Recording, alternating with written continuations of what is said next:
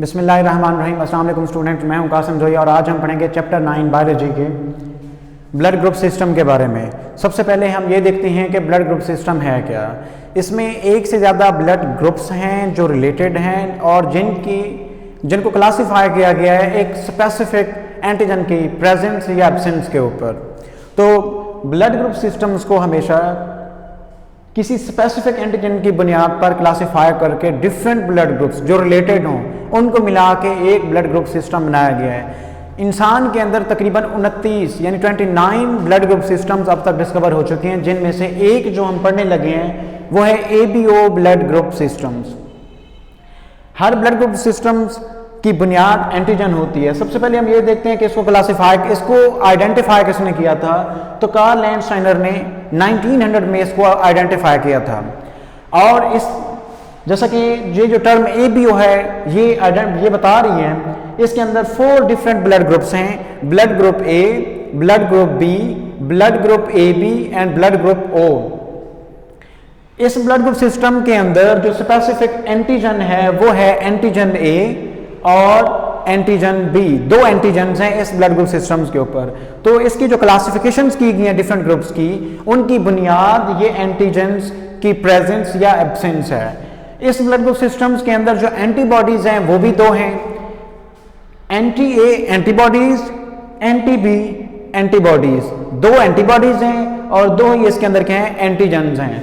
अब अगर हम इसके ऊपर देखें कि जो टेबुलर फॉर्म में अब दिखाया गया है, ये जो सारा चार्ट बनाया गया है, इसको समझने से पहले हम ये देखेंगे कि हमने ये जो डिफरेंट ब्लड ग्रुप्स बनाए हैं इनकी बुनियाद क्या है।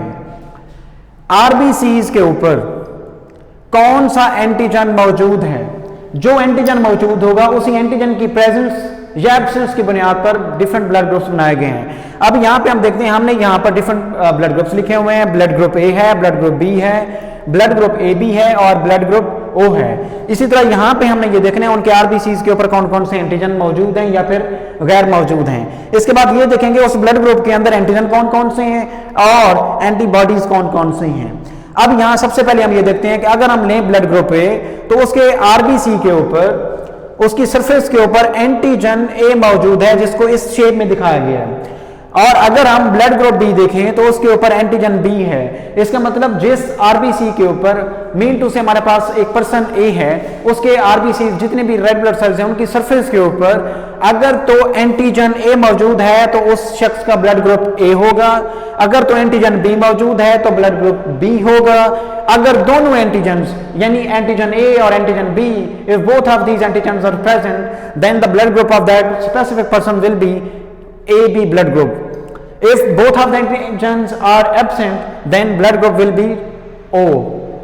नेक्स्ट देखते हैं कि एक पर्सन जिसका ब्लड ग्रुप A है उसके अंदर एंटीजन तो A हो गया, उसके अंदर एंटीबॉडीज कौन सी होंगी। अब जो एंटीबॉडीज की प्रेजेंस है RH ब्लड ग्रुप सिस्टम्स के अगेंस्ट, यहाँ पर एक और चीज है कि यहाँ जो एंटीबॉडीज हैं वो नेचुरली मौजूद होती हैं। यानी एक शख्स है उसके अंदर जो एंटीजन है और जो नहीं है, जो एंटीजन नहीं है उसी के हिसाब से एंटीबॉडीज मौजूद होंगी। मीन टू से अगर एक शख्स है जिसका ब्लड ग्रुप A है, उसके अंदर एंटीजन A है, यहां पे देखेंगे एंटीजन कौन सा नहीं है, एंटीजन B एब्सेंट है ब्लड ग्रुप A के अंदर। तो एंटीजन B एब्सेंट है तो उसी एंटीजन B वाली एंटी-B एंटीबॉडीज यहां मौजूद होंगी। नेक्स्ट हमारे पास ब्लड ग्रुप B है, इसके अंदर एंटीजन B मौजूद हैं, प्रेजेंट है। इसके अंदर कौन से एंटीजन एब्सेंट है, एंटीजन A एब्सेंट है। तो एंटी-A एंटीबॉडीज यहां पे क्या होंगी, मौजूद होंगी। याद रखिएगा ये नेचुरली अकर करती हैं ब्लड ग्रुप सिस्टम जो हमारा RH है उसके अगेंस्ट। अब यहां पे देखें तो हमारे पास ब्लड ग्रुप AB है, दोनों एंटीजन्स प्रेजेंट हैं, none of the antigen is absent, so none of the antibody will be present inside the blood group of AB।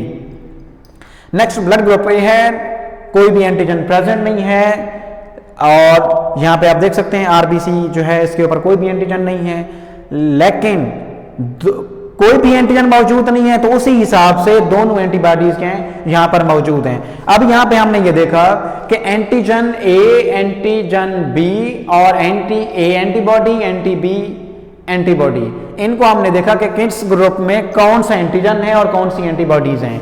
अब हम ये देखते हैं कि ब्लड ट्रांसफ्यूजन कैसे हो सकती है, यानी एक शख्स है जिसका ब्लड ग्रुप ए है, वो किस किस ब्लड ग्रुप को ब्लड डोनेट कर सकता है। सबसे पहले तो हम ये देखते हैं कि ये ब्लड ट्रांसफ्यूजन का से मुराद क्या है।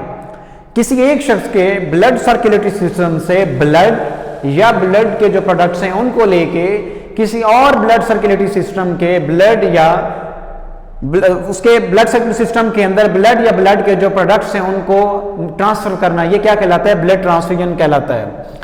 इसका मकसद क्या होता है? जाहिर है इंजरी है, इन्फेक्शन है, कोई जेनेटिक डिजीज है जैसा कि थैलेसीमिया है, हीमोफीलिया है, अनीमिया है, इस तरह की डिजीज के अंदर एक पर्सन है जो कि ब्लड डेफिसिट है या ब्लड के प्रोडक्ट्स की डेफिसिट है, तो उसको वो पर्टिकुलर चीज चाहिए, तो उसके लिए हम क्या करेंगे?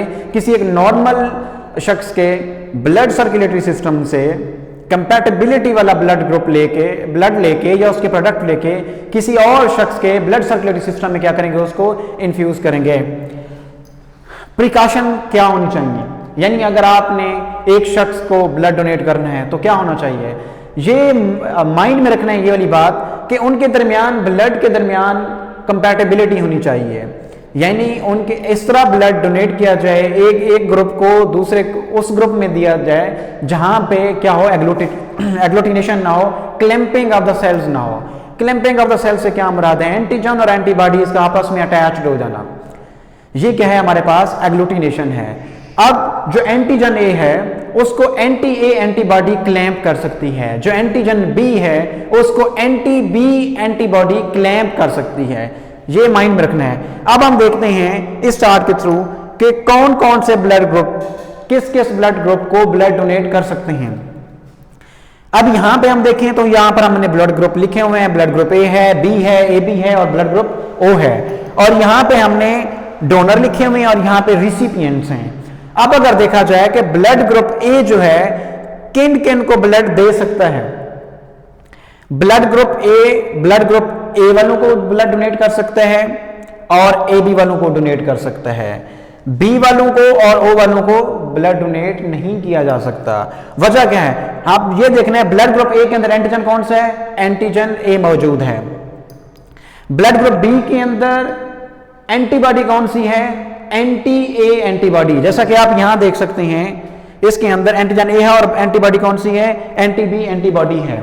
यहां पे ब्लड ग्रुप बी जो है इसके अंदर एंटी ए एंटीबॉडी है, यहां एंटीजन ए है, तो दोनों क्लैंप कर सकते हैं। इसलिए blood group A B blood को डोनेट नहीं किया जा सकता, ए बी को किया जा सकता है क्योंकि इसके अंदर कोई भी एंटीबॉडी मौजूद नहीं है, और ओ को भी नहीं किया जा सकता क्योंकि वहां पे दोनों एंटीबॉडीज क्या हैं? मौजूद हैं। अब अगर देखें ब्लड ग्रुप बी किन को ब्लड डोनेट कर सकता है? जाहिर है ब्लड ग्रुप बी वालों को डोनेट कर सकता है, और इसी तरह ए बी वालों को।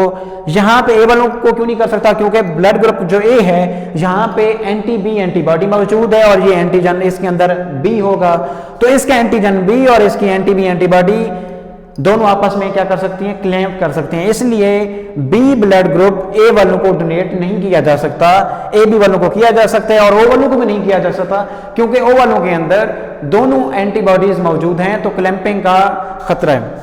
ए बी सिर्फ ए बी को डोनेट किया जा सकता है क्योंकि दोनों एंटीबॉडीज हैं, तो वो ए बी और ओ के लिए क्या हो सकती हैं?